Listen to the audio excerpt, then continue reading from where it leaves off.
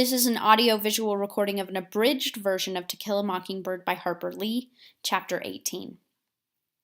The booming voice for the clerk rang out, "Mayella Violet Ewell."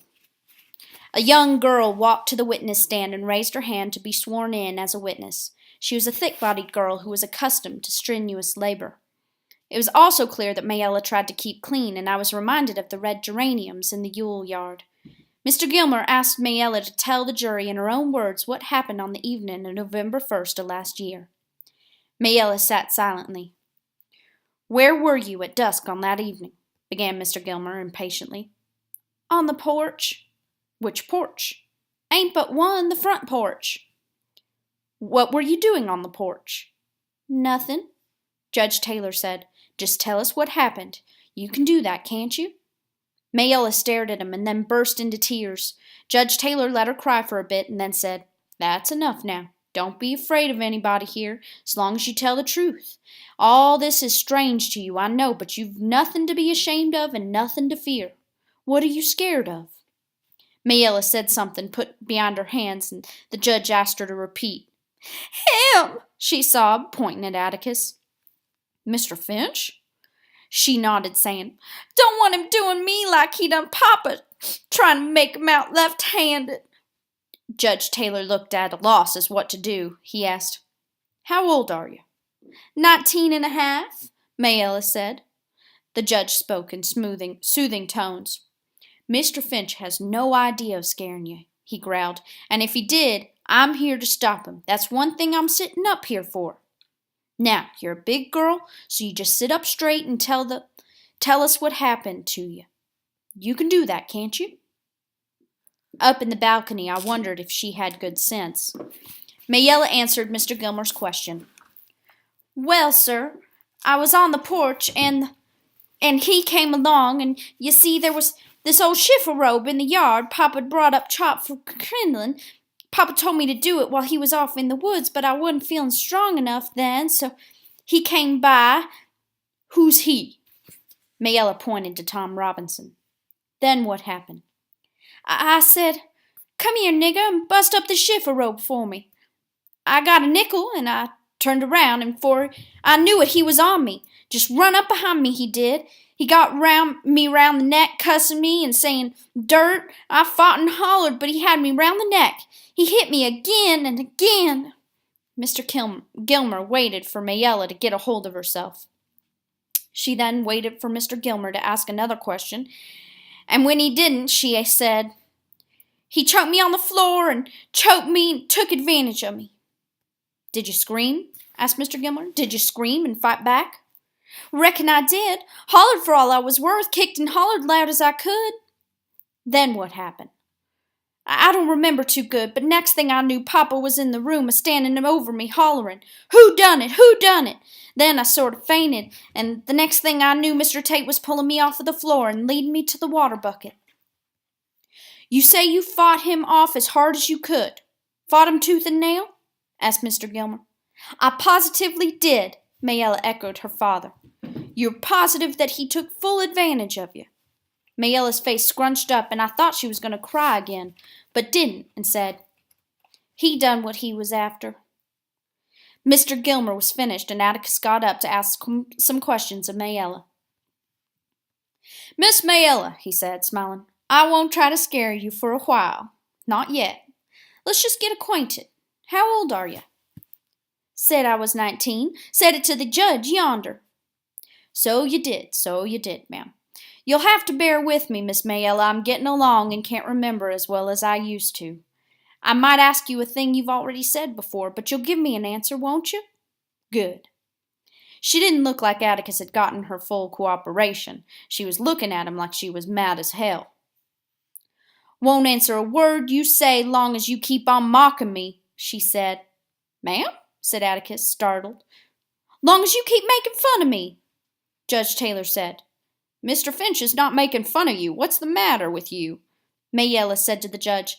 "Long as he keeps on calling me ma'am and saying Miss Mayella, I don't have to take his sass, and I ain't called upon to take it." The judge tried to explain.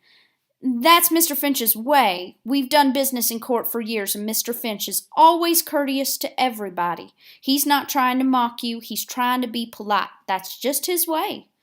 Atticus, let's get on with these proceedings and let the record show that the witness has not been sassed her views to the contrary. I wondered if anybody had ever called Mayella ma'am or Miss Mayella. Probably not. She probably took offense to routine courtesy. I wonder what her life had been like. You say you're 19, Atticus resumed. How many sisters and brothers have you? 7, she said.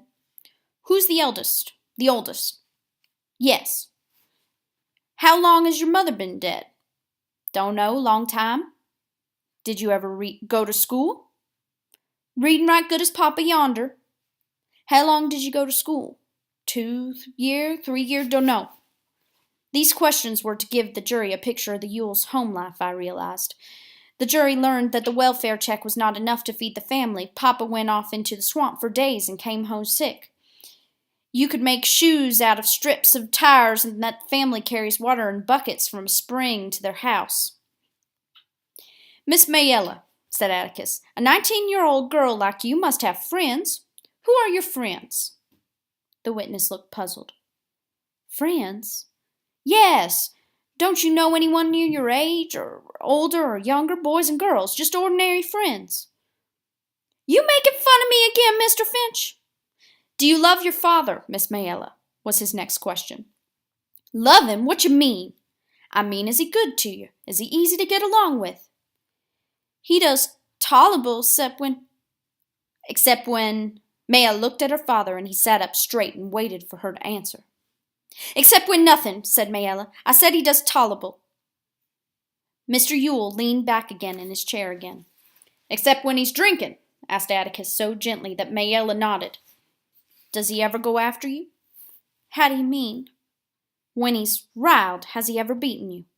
Mayella looked at the court reporter. Judge Taylor told her to answer the question. My pa's never touched a hair on my life. A hair on my head in my life, she declared firmly. He never touched me. We've had a good visit, Miss Mayella, and now I guess we'd better get to the case. You say you asked Tom Robinson to come chop what was it? A chiffon robe. A old dresser full of drawers on one side. Was Tom Robinson well known to you? What do you mean? I mean, did you know who he was, where he lived? Mayella nodded. I knowed who he was. He passed the house every day. Was this the first time you asked him to come inside the fence? She didn't answer the questions right away, so Atticus started to ask it again, but she answered, Yes, it was. Didn't you ever ask him to come inside the fence before? She was prepared now for this question. I did not. I certainly did not. One did's not enough, is enough, said Atticus serenely. You never asked him to do odd jobs for you before. I mighta, conceded Mayella. There were several niggers around. Can you remember any other occasions? No. All right, now, what happened? You said Tom Robinson was behind you in the room when you turned around. That right? Yes. You said he got around you, the neck, cussing and saying dirt. Is that right? That's right. You said he caught me and choked me and took advantage of me. Is that right? That's what I said. Do you remember him beating you about the face? Mayella was silent. She seemed to be trying to get something clear to herself. It's an easy question, Miss Mayella, so I'll try again. Do you remember him beating you about the face? Atticus was speaking in a professional tone. Do you remember him beating you about the face? No, I don't recollect if he hit me. I mean, yes, I do, he hit me. Was your last sentence your answer? Huh? Yes, he hit. I just don't remember. It all happened so quick. Judge Taylor told her not to cry again, but Atticus said to let her cry all she wants. They've all the time in the world. I'll answer any question you've got. Get me up here and mock me, will you? I'll answer any question you've got. That's fine, said Atticus. There's only a few more.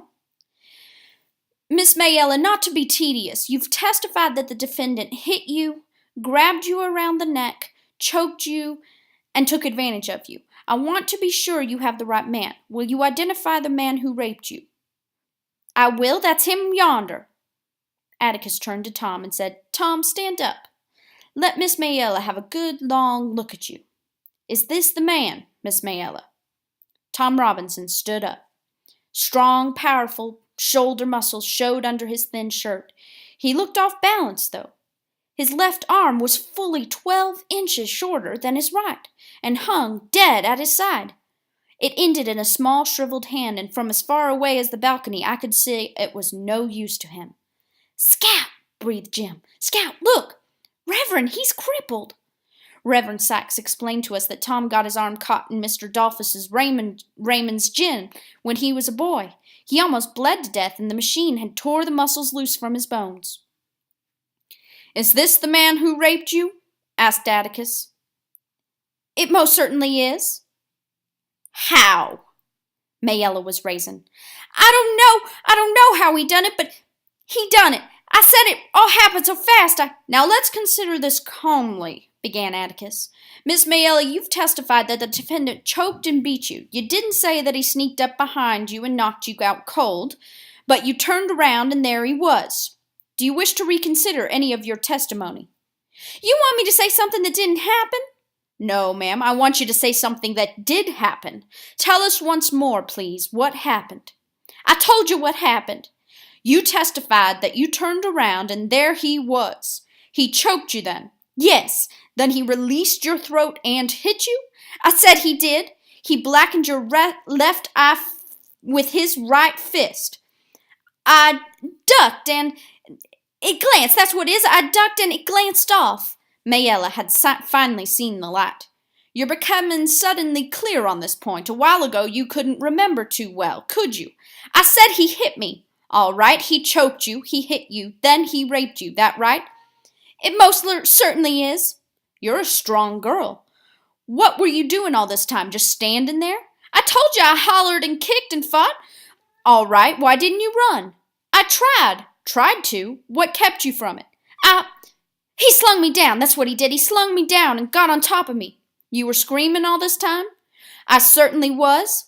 Then why didn't the other children hear you? Where were they? At the dump? Where were they? No answer. Why didn't your screams make them come running? The dump's closer than the woods, isn't it? No answer. Or didn't you scream until you saw your father in the window? Didn't you think to scream until then? Did you? No answer. Did you scream first at your father instead of at Tom Robinson? Was that it? No answer. Who beat you up, Tom Robinson or your father? No answer. What did your father see in the window? The crime of rape or the best defense to it? Why don't you tell the truth, child? Didn't Bob Yule beat you up? Suddenly Mayella became articulate. I got something to say, she said. Do you want to tell us what happened? Atticus said compassionately. I got something to say and then I ain't going to say no more. That nigger yonder took advantage of me, and if you fine, fancy gentlemen don't want to do nothing about it, then you're all yellow, stinking cowards. Stinking cowards, the lot of you. Your fancy airs don't come to nothing. You're mammon and Miss Mayella, and don't come to nothing, Mr. Finch. Then she burst into real tears. She answered no more questions. I guess if she hadn't been so poor and ignorant, Judge Taylor would have put her in jail for not answering any more questions. Mr. Gilmer told the judge that the state was through with their case. Judge Taylor said that Atticus could take a 10-minute break. Atticus and Mr. Gilmer met with the judge behind closed doors. We all got up and stretched. The temperature was about 90 degrees, and we were all very hot. Mr. Underwood was getting information for the newspaper. He looked around and saw us up in the balcony. Jim, I said, Mr. Underwood's seen us. That's okay. He won't tell Atticus. He'll just put it all on the social side of the Tribune. Judge Taylor returned and climbed into his chair. It's getting on to 4, he said. Shall we try to wind up this afternoon? How about it, Atticus? I think we can, said Atticus. How many witnesses you got? 1. Well, call 'em.